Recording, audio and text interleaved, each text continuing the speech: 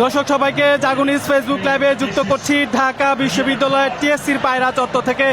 আপনারা দেখছেন ইতিমধ্যে ফুটবল বিশ্বকাপ 2026-এর ফাইনাল ম্যাচে মুখোমুখি হয়েছে শিরোপা লড়াইয়ের আর্জেন্টিনা এবং স্পেন।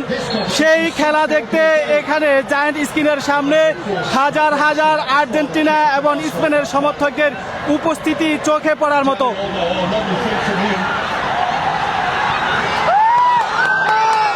ইতিমধ্যে প্রথমার্ধের খেলার 10 মিনিট শেষ হয়েছে এবং সেই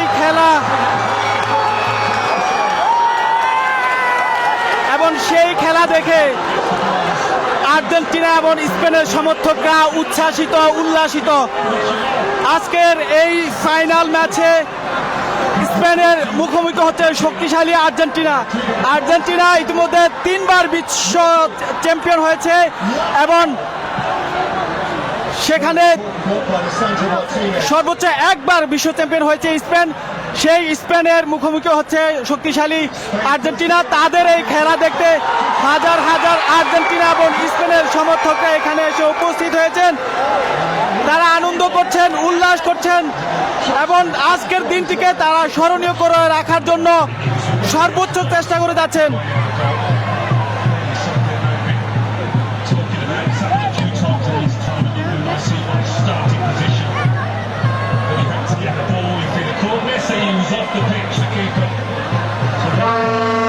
দর্শক জানিয়ে রাখি, আজকে বাংলাদেশ সময় রাত 1টায় নিউ ইয়র্কের নিউ জার্সিতে অনুষ্ঠিত হচ্ছে এবারের ফুটবল বিশ্বকাপের ফাইনাল খেলা এবং সেই খেলায় শক্তিশালী আর্জেন্টিনার মুখোমুখি স্পেন। তাদের খেলা দেখতে আর্জেন্টিনা এবং স্পেনের সমর্থকরা এই টিএসসির পায়রা চত্বরে এসে হাজির হয়েছেন।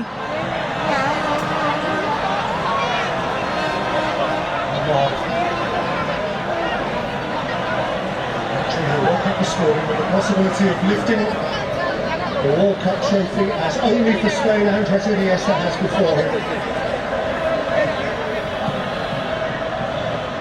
Toro.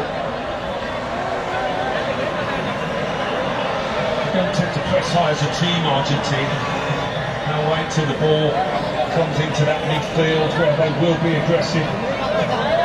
দর্শক জানিয়ে রাখি, স্পেন কিন্তু সেমিফাইনালে ফ্রান্সকে হারিয়ে ফাইনাল নিশ্চিত করেছিল এবং আর্জেন্টিনা শক্তিশালী ইংল্যান্ডকে হারিয়ে ফাইনাল নিশ্চিত করেছিল এবং তৃতীয় ম্যাচ নির্ধারণী ইংল্যান্ড এবং ফ্রান্স মুখোমুখি হয়েছিল গতকাল এবং সেখানে 10 গোলের একটি থ্রিলার আমরা দেখতে পেয়েছি।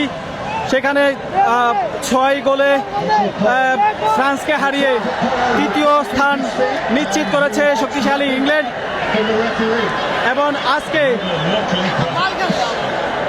ফাইনালে ইতিমধ্যে মুখোমুখি হচ্ছে আর্জেন্টিনা এবং স্পেন এবং তাদের এই খেলা দেখতে দুই দলের সমর্থকদের উপচে পড়া ভিড়।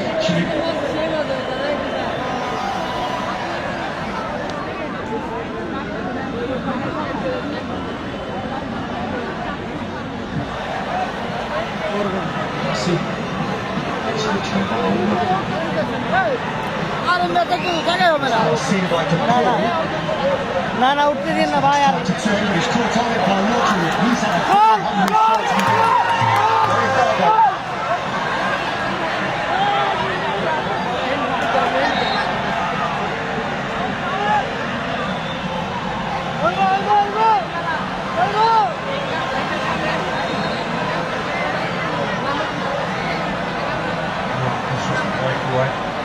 Loose touch there.